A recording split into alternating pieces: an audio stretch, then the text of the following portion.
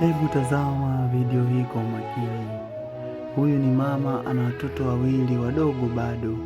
Mama huyu anauza dagaa kama sikosei, dagaa ama samaki, lakini kwa jumla anauza mboga hapo.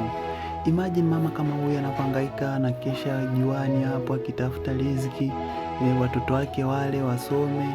Umeona huyo mtoto, na ana mtoto mdogo pia. Tazama hapo mtoto mdogo kama yule anavyoonekana, unavyomuona pale, mtoto mdogo sana yuko naye. Jua la saa 7 ili kuelekea saa 8. Mama hatu anaenda kutafuta chenchi amrudishie mteja aondoke. Lengo sio kwa ubaya kuposti video. Na pale watoto wanacheza pale pembeni barabara. Hatuwezi jua anaweza kupanda watoto, lakini anahangaika nao. Anakesha nao, anawapambania.